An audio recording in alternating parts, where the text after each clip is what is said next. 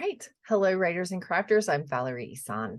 And I'm Erick Mertz. And this is episode 92 of the podcast. And it's November 23rd, 2022, as we record this. Today, we're talking about gratitude, specifically gratitude for the author life. There's no new patrons this week, but a big squeezy hug and gratitude for our existing patrons for believing in us and in the podcast. You can go to patreon.com/Valerie Ihsan to check out all the patron benefits. Updates. Updates. I am in the deep on rewriting my book. Yeah. On Season of the Shadow, titled has been decided upon. Ooh. And settled covers is coming back. Actually, this morning I got an email from the cover designer with the latest cover. I haven't looked at it yet. You haven't looked at it yet? Okay. Well, yes, I like the original. The original concept was right to begin with. So now we're just working on the details, and so yeah, I like where it's at. I like I don't want to say that I'm writing to the cover. That's not true, but there's a certain color in the cover that, as I'm going back and looking at scene descriptions, I'm finding it's such a weird, like, sort of ochre, brassy, fiery sky red that I love it. So cool. Yeah, I'm trying to bring it in. So yeah, I'm rewriting that. So I am curious about your title selection. That is a veer off from the first three, like, branded title. We're shadows in the first two. The Permanent Shadows, Chasing Shadows, now Season of the Shadow. So we're sticking with the shadows. Okay. This is book 3. I thought you were working on book 4. Book 3. Well, I have the short stories. That's kind of it's like book 0 in all of this. I don't know if we've talked about it in here. I started out doing those witness account stories and publishing that as a book. I had that for a while as book 1 in the series, but really, when I look at what series, like what readers expect out of a series, it's introduce me to the main character, go. I think you should release that as your reader magnet. Interesting you say that. I actually just hired somebody to consult over that whole setup in my world, right? And maybe we could talk about it in a podcast. They went through and said they're going to go through and say, okay, here's what should be a reader magnet. Here's how you should, kind of structure your giveaways and those kind of things. So that's cool. Like a business coach or something, or consultant. I went with. I'm not being paid for this. We're not being paid for this plug, but I went with someone. The company is called Raven Publicity, and they do publicity help for authors. I really felt like she had the best grasp of what I was, the best grasp of what I was looking for, because I feel like what I've had for years is and you always point this out. There's a lot of stuff. It's just got to get pointed in the right direction, and she seemed to understand what the direction I wanted to go with. So I should hear back from her this week, although we are up against a holiday, so who knows? Yeah. Maybe I'll get one of those holiday emails. But so yeah, that book Raven Publicity. Raven Publicity, yeah. Okay. Cool. And so yeah, I'm hoping to create some harmony in that. Just what are my giveaways? I haven't really given that as much thought as I think some authors do. I have multiple books that I use as the giveaways in different promos, and I just sort of go at it randomly, but I'm looking for a little more structure to that. Cohesiveness. Yeah, cohesiveness, that's the word. But rewriting this book has been fun. I mean, I actually jumped into it at the beginning. This was my Nano. Like, I just made it part of like what I was going to do for Nano, and last year. This year, like the rewrite, I was like, in November, I'm going to completely commit to rewriting this thing. And yeah, it's really coming together. Like, just fleshing out new scenes and tossing out old ones. I tossed out one yesterday. It felt so good. So, and knowing that the better one, just feeling confident that the better one was moving into its place. So that's nice. Yeah. I am in the thick of the nitty gritty that we talked about last week. I got the Library of Congress number for my hardcover. I updated the backlist files for my other books with updated links and new front and back matter, and like included the first chapter of relevant books, you know, so like the old memoir, I have the first chapter of this new memoir that's coming out. And I still have one more book to do. So I didn't finish all of them, but I did 2 yesterday, actually. My cover options, my first round came in this morning, and I like one of them a lot, but I don't know if it's a good memoir genre cover. Do you know what I mean? Yeah, I Because, definitely know what yeah, you mean. you have to be like, bam, this is a memoir. The other one, because I think I mentioned this already, but because I am not a celebrity or an activist or, you know, whatever, I Don't sell don't. yourself short. Well, all of the best-selling memoirs right now have the picture of the person on the front. And in a very Hallmark looking thing, you know, very, I just did not think that was appropriate for me. No. So yeah, so I didn't want to do that, but the other options for like non-face memoirs, Crying in H Mart actually is a best-selling memoir. Yeah, it's a cool cover. So I love it. That, or Untamed, that has like, that's just abstract color, like there isn't any face on that. So that was kind of the way I was hoping to veer towards. And so she gave me one of each, you know, one with the like, there's these abstract dancers, it's red, you know, which is like really eye-popping. And yeah. So yeah, it's like that red and yellow and black. So it really would stand out on a Amazon page thumbnail. So I like that a lot. The other one is a picture of me, but it's that illustrated version, you know, like it's kind of, it looks like it's been through some weird like Instagram app that makes your face look painterly or something. Yeah. So, but she actually chose a picture. I don't even remember giving her that. I sent a whole bunch of photos because she said, I want, you know, if we go that route, you know, what are some photos to choose from? So I sent her a few, and she picked the one I hated the, you know, most. I don't even know why I sent it. So anyway, but it seems more genre appropriate. And as authors, we don't have to like our covers. You know, the cover designer is the one that knows what they're doing. And, you know, customers need to know right away that it's in this genre. So if you write romance and you hate the naked guy on the front with no shirt or whatever, that's kind of what you have to go for anyway, you know, because that's what says you'll see that listed when in promos, when they talk about like what they want on the cover, it'll say like no bare chesties or no chesties, or like, because it's just such a thing. Like I ran a promo, and even in my genre, mystery, there was still like bare chested men and scantily clad women. It's wild how that trope works. Anyway, it occurs to me that you and I have a similar issue when it comes to covers, because mystery and memoir are such broadly defined genres when it comes to cover. If you go look at memoir, just search memoir cover or mystery cover, it's such a hodgepodge of stuff. It's not like fantasy, like you're talking about with like the romance or thrillers. Thrillers are very clear. Romance is usually really clear. And I think especially that in the indie world. Subgenres, okay, so I haven't been looking through mystery covers on Amazon, so I don't know. I don't have a lot of experience talking about that, as you might, because that's your genre. But I would doing it. Yeah. So, but I thought that because there were so many subgenres, like a cozy mystery cover is going to have a very particular vibe. And I love cozy mystery covers. Love them. They're so cute. I want to be where you are. Cozy mystery cover. Sorry. Yet you don't write them. Isn't that interesting? I don't write them. No, I hate them. I hate reading them, but like I want to be where the cover is.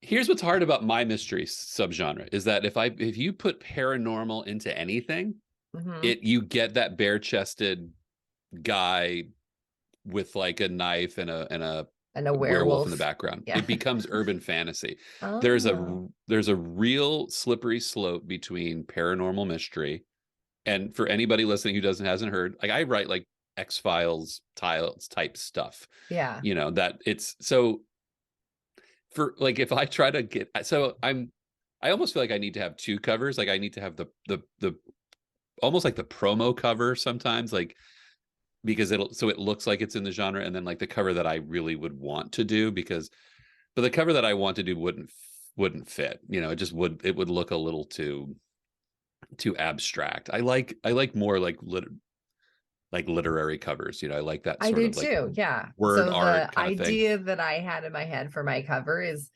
really not genre appropriate. Right. So what I do, if you look at mystery covers, now that we're taking a subtopic of mystery or book covers, like if you look at mystery covers, there's a lot of the subject seems to always be facing away from the cover as opposed to facing the reader, the viewer. And it's always it's very abstracted. It's usually location based. So there's that says mystery, and you can probably find that in 60% of mass market book covers. That's the cover. When you add that paranormal, then all of a sudden that person has to be facing the camera and has to be like a Malibu 10 with their shirt off, and it's the paranormal and supernatural, just a weird subcategory to be in. It's just weird. So I make my covers look more like capital M mystery. And just make sure it's in the description that there is a paranormal, and brand it in other ways other than the cover of your book. Yeah, it's in the title, it's in the subtitle, and I usually try to make that the top line in the book description is capturing that paranormal element. That's how I hope to triangulate it. So I'm just looking at your website right now. Ooh, don't look at my website. I haven't been updating my website lately. Oh, okay. Now I have author anxiety. Someone's looking at my website. I'm just wondering if it could be like more like what you're saying. If you can brand your website to be that paranormal-ish in the way you think of it as, maybe that would help with. That way your book covers could be more capital M mystery, and then your website or your other branding could be more X-Files.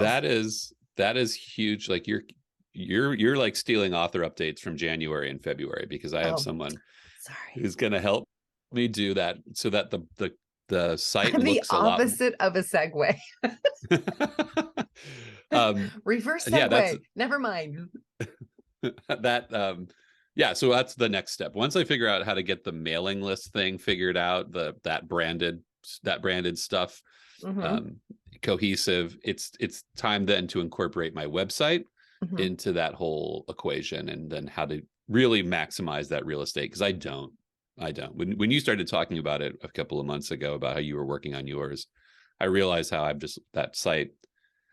I get traffic, but it's not cohesive. So that's the next step. And I think that it's gonna migrate. It's gonna evolve as we become more solidified in the work that we do. Right. Mine is pretty generic too, because I don't really, I don't feel like I've like hit my voice yet, hit my stride in what I'm writing. I think I'm getting closer. Site? Or in general? In general, in the books that I'm reading. And so it's not translating to my website. Right. So my website, I feel like I like it. I think it looks nice, but I think it's kind of, I worry that it's kind of generic, generic author website. I definitely agree. Like there's a voice for all of those things. There's the voice, there's like your marketing voice, there's your author writing, on the page voice. And I have not found the cohesion between those. That's the word of the day. The cohesion between all of those things. But that is like topic number one for me in 2023. Just that's valuable real estate, and it has to work for me. And so, yeah. What are you reading? What am I reading? I am in between books, kind of. I mean, I'm still hanging on with that Wabi Sabi. That's still kind of like a few paragraphs every day. But I finished The Nesting, right. And I also finished Dead Romantics, which I totally loved, by Ashley Poston. It was an audiobook that I'd been like listening to and finally finished it. And yeah, I think I'm going to buy another book by her. It was cool. I liked it. Very cool. Yeah, it's kind of like, it looks like, I haven't read anything else by her, but it looks like she started out as a romance author maybe, or like a YA romance kind of, but Dead Romantics wasn't that way. It was more women's fiction, but paranormal, which is kind of my jam. I'm discovering like that's really the genre that I love. And I love, and I want to write in that genre. So this was another good, like not synchronicity, but I'm finding more and more books in the genre that I really like to read in and want to write in. And that's it's cool. Got that like weird mix, you know, yours is like the mystery paranormal and mine's women's fiction paranormal. And so it's kind of an odd duck, you know, it doesn't really fit in anywhere, and it's hard to find that on shelves, which makes it hard to market, which makes it hard to find for readers, you know. So I'm more open to it, I guess, and I'm solidifying what it is that I like about that stuff, so I'm finding it more often. So that's exciting for me as a reader, but also as an author too, because that's going to help me with my marketing and my branding and, you know, that sort of stuff. I think readers are looking for that personally. I listen to book stuff on a podcast, and I watch a lot of booktubers, and just seeing what people are into, I feel like there's a lot of desire for that I think there's a lot of desire for that thing that hits all of your big points, you know. Like I think we can be really picky as readers anymore with what we are looking for. And I just think it's such an interesting thing. I heard somebody else talk about like Mexican Gothic you were talking about, and then someone else was talking about it, but like how it kind of nailed all the little things that they liked. It wasn't like similar to what you said. And it just resonated for me. Like, right, the market is broad enough for books that if you have a very specific like sweet spot, it's out there and you can find it, and you can certainly write in it. Yeah. So my next book up, which I don't have in front of me, I already have it in my bag to go to work today, is called The Music of Bees by Eileen Garvin. And that is a book about friendship. So I don't know, you know, too much about it. So I'll have to give more information later. I'll let you know. What are you reading? To be continued. Yeah. Well, I'm in between books. I just finished Skippy Dies, and that book took a lot out of me. In a bad way? No, in like the best possible way. It's, you know, so my cousin recommended it to me, and so I was texting with him last night about it, because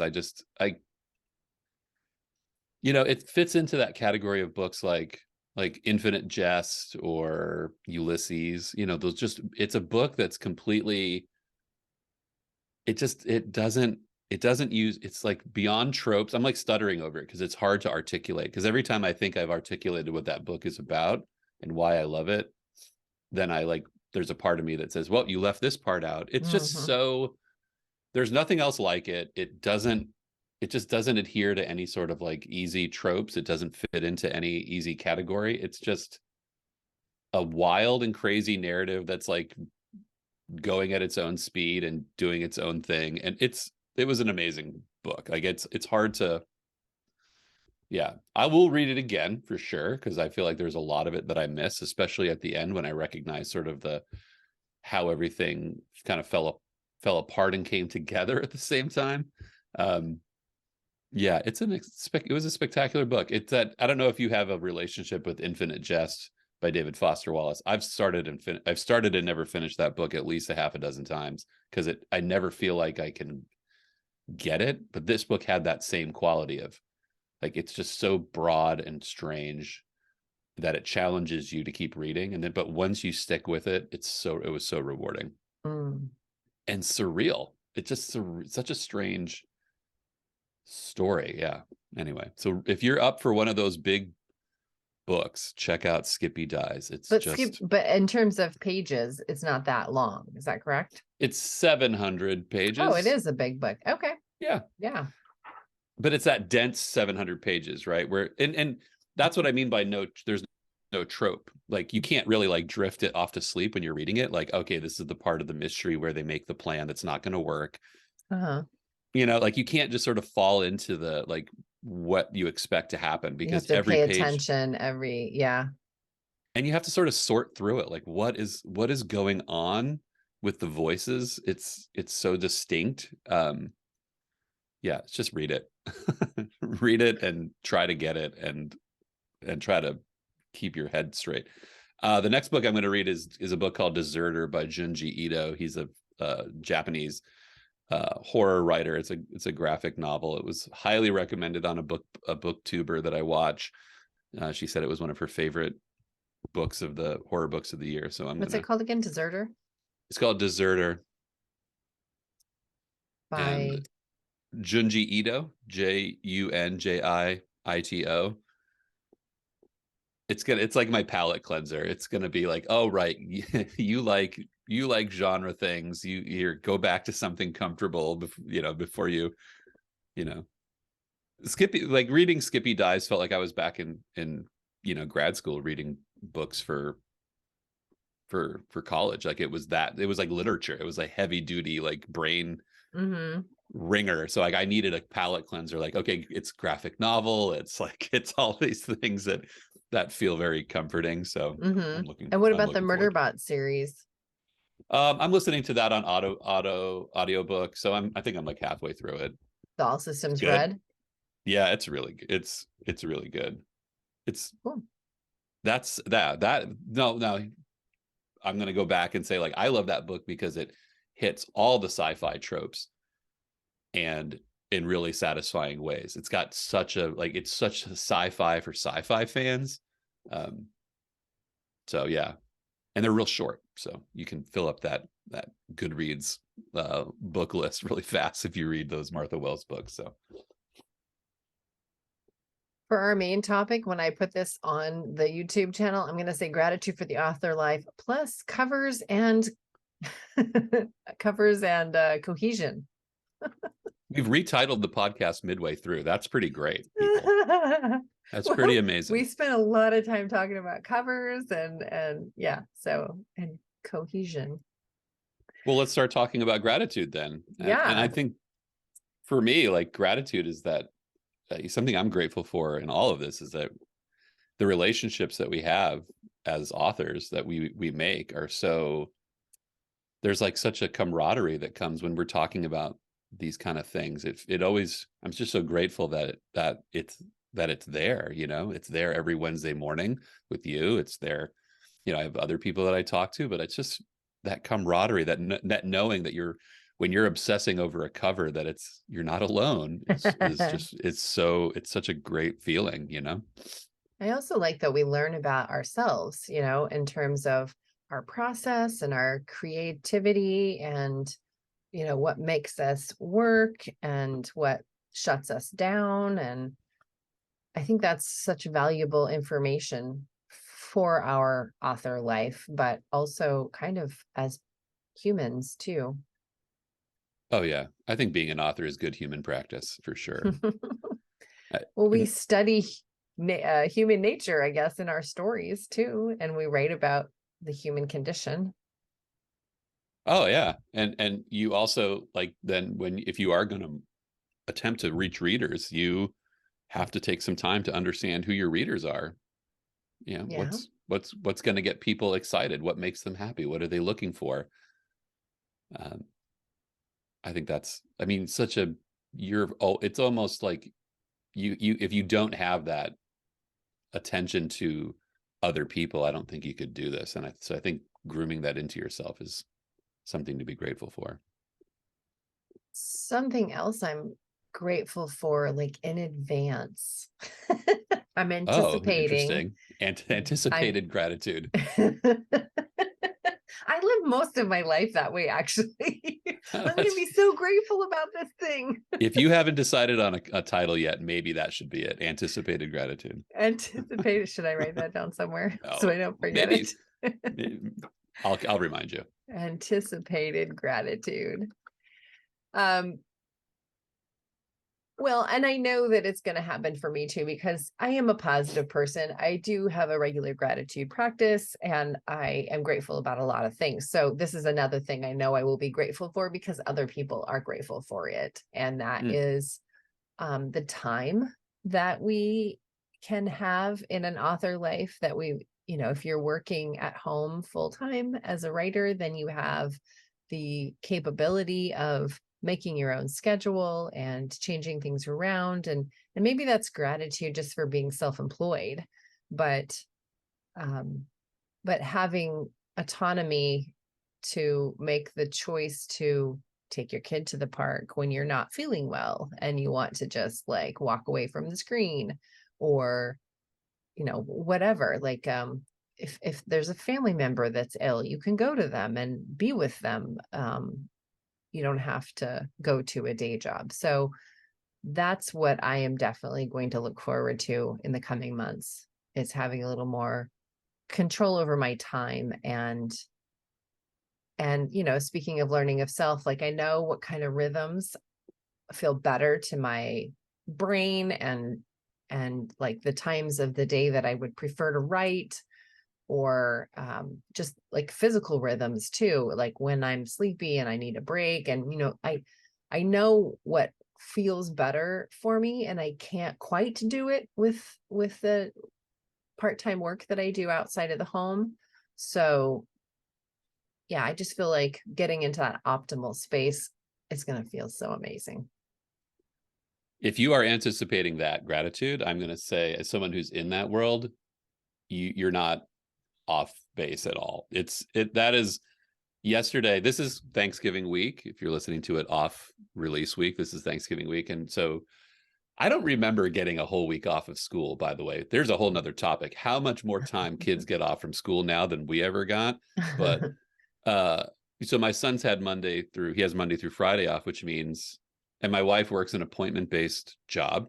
So when she leaves to go to do appointments, I'm here working, but so everything sort of flexy has to fall to me. But I like that. It's flexy. But it works, right? I mean, and this is honestly, I'm writing a screenplay for a client, and I had like a couple of scenes to finish yesterday. And I had the thought of like, all right, the kid needs to be walked to his friend's house and the dog needs to get walked and I need to start dinner.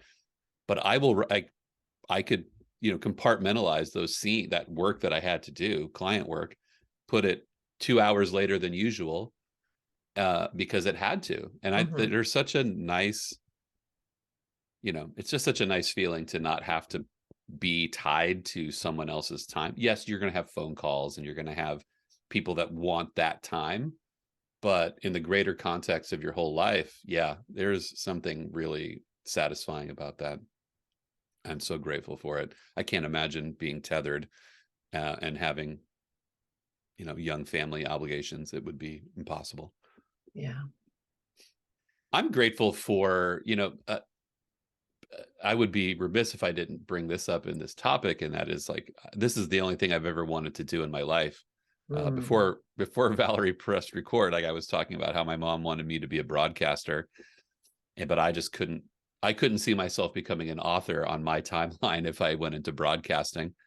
And so putting myself, getting to do the thing you want to do, even if it's not a full-time job, or even if it's not for money, getting to do the thing you want to do in life. Like the narrative in our world is that you don't always get to do that. So, so buckle in and go find a job.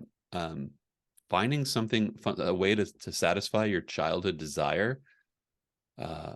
You're a lucky person, and I feel lucky for it all the time. That like for 3 hours this morning, I get to write a mystery story.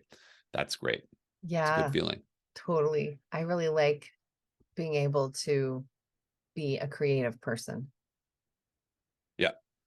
Yeah. And the looks, I just had a Friendsgiving trip. I went with my friends to Pacific City for the weekend. And I, all of my friends work conventional jobs.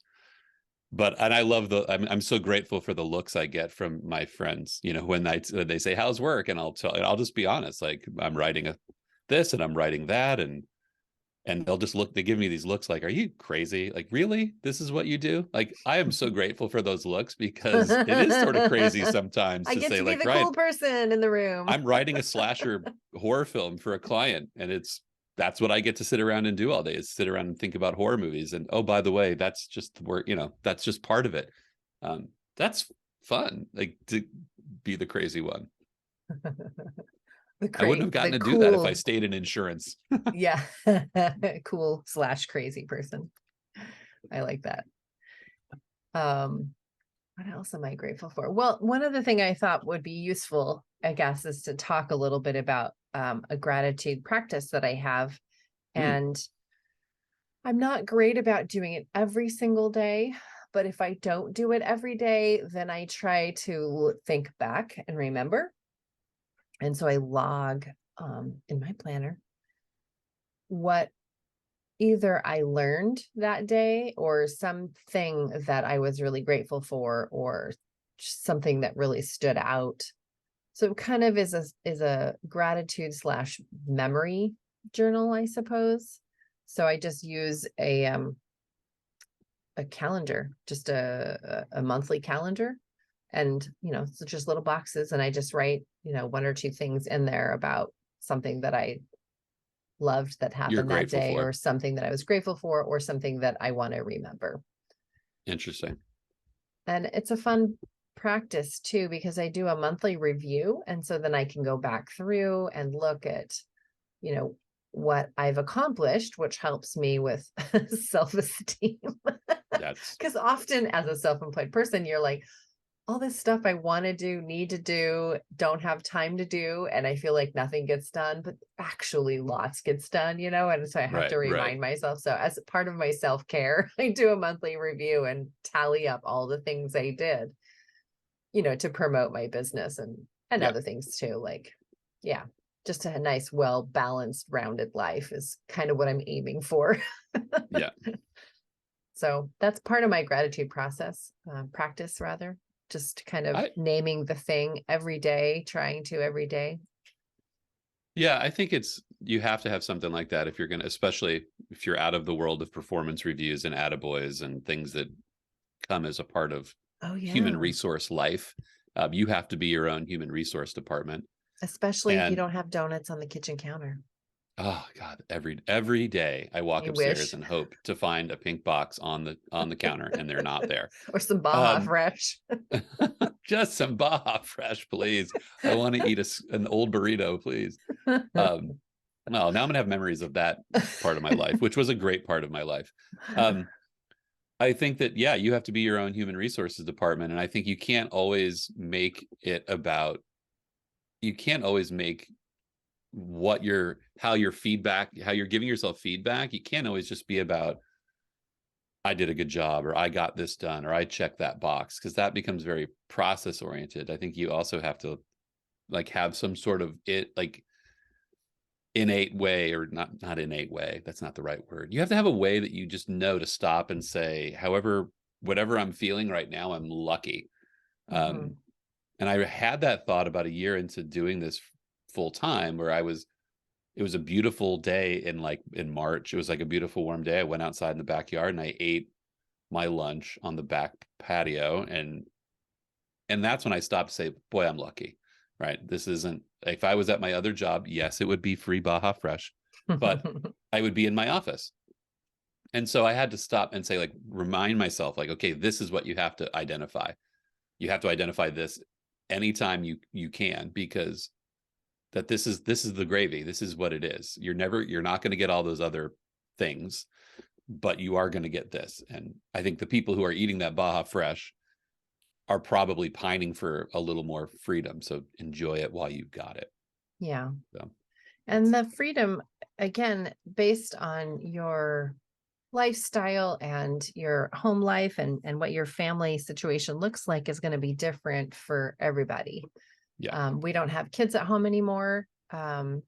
But we have senior dogs that age really fast, and this isn't author life related, but back, when the pandemic hit and Ali came home, started working from his home office, he got to spend, his last days with two of our dogs that died during the pandemic at 14 and a half and 16 and a half.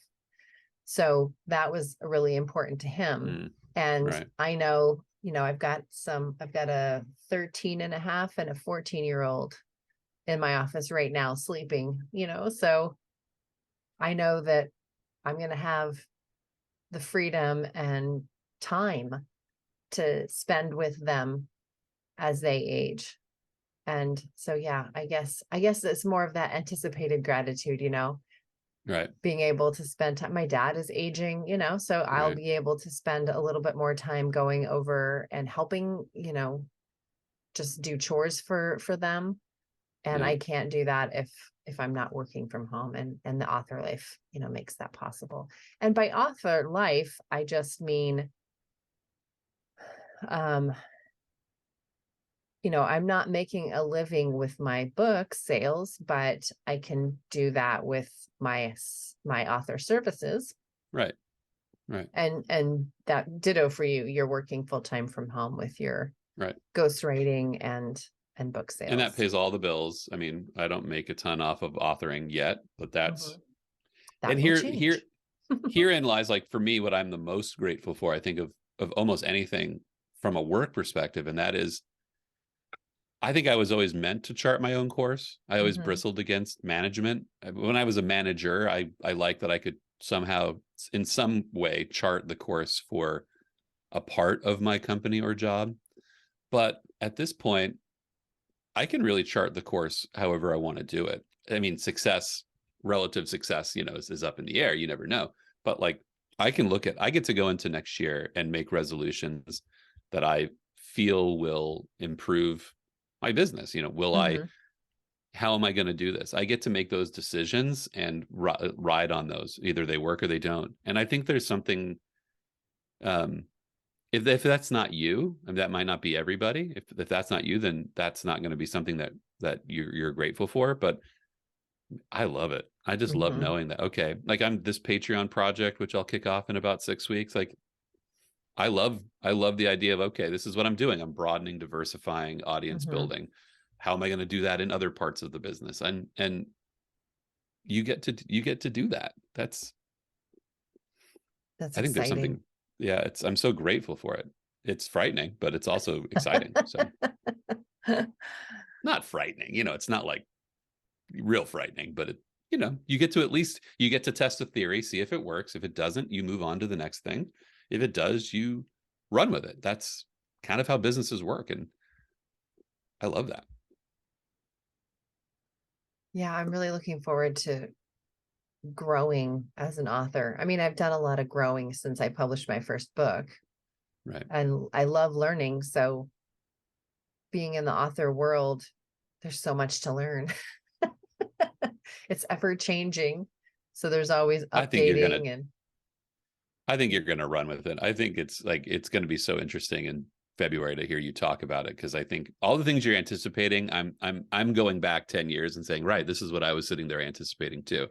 And to know, like, what that translation from that, what you're anticipating to what you get it's actually like exponentially more than you're probably thinking. So that's super exciting. Yeah. Maybe we should end on that note. Yeah, let's end there. I was just going to go into something. I was just going to go somewhere else. But I think, be grateful. It's going to, and be grateful for having the bookstore, right? I mean, what a great test market for an author life is to sit around in a bookstore. And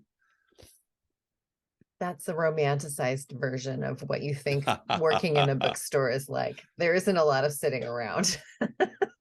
It's funny you say that, because I used to case manage a guy who loved animals, and he got a job in a pet store, and I still see him, and he's like, this isn't about animals, man. This is about freight and other stuff. It's not about the animals. So I can see that bookstore not being a romanticized. I picture you just sitting on a stool with a cup of tea, and then like 3 nice people come in and they ask for recommendations and they buy the books that you recommend, and then everybody chats and like Van Morrison is on. That's what I picture being in a bookstore. So but all of that does happen actually, but in very small snippets around all the other stuff. Around all the other stuff getting in the way of my romantic notion. There's just a lot to do. So you're right. Oh gosh, I can't imagine. All right. Well, I hope that listeners got a feel good vibe for the Thanksgiving that we have for our jobs and for our author communities. We didn't talk really about community, but you talked a little bit about camaraderie and the people that we meet and the communities that we form around our passions. And I think that's really special. So I'm really glad that we got a chance you to get talk to about have is just that you having a conversation about books and story, and that's something to be grateful for. And you don't have to be doing it full time. Yeah, that's true. I'm also grateful for being in a Facebook group where you can ask any creepy question about your and not be pinged for like being a weirdo. You know, you can ask about how much of this poison do you need to kill I will be really grateful for my lawyer if anybody ever searches my search history, because it'll be like, what are you doing over there? You know, like, what are you, mad man? Like, nope, read the books. You'll know why. Yeah, be grateful for it. I think people like authors a lot, and we can use that to our advantage in research. You know, if you show up someplace with a card that says, hey, I'm writing a novel about, you know, whatever, can I take a tour of this place? Or can I ask you a few questions about this job? Most people are like, cool, sure, you know, and so a lot of doors open for you, I imagine. I interview a lot of people that do jobs in the books that I'm writing, and people are always willing. They're always like, oh yeah, I'll tell you all about my job. Awesome. I've heard some things like people say, look, don't tell my boss this. And you're telling the wrong person too much. So I'm so excited. Anticipated gratitude. There you go. That's my new phrase. So your phrase is cohesion for 2023, and mine is cohesion. Anticipated gratitude. All right, there we go. We've charted the course for 2023. Awesome. Well, next week, I want to talk about failing. Oh God. Yeah. To come right off the heels of gratitude, I think it's important to talk about failure. All right. And how I like that. Failing leads to success, and that you have to fail in order to succeed. What do they say? Fail better. Just fail better next time. That's the way you do it. That's nice. This will be another fun topic. Okay. All right. Thanks for chatting with me this week. Absolutely. My pleasure. Have a great week, everybody. Bye for now. Bye-bye.